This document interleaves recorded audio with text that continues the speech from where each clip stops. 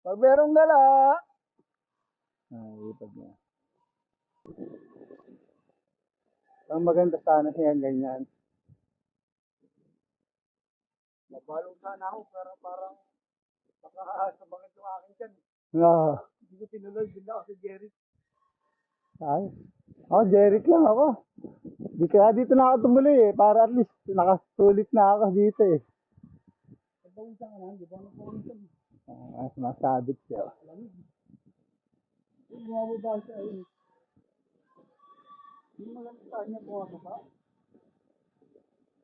Bakit umiilag? Kaya lang.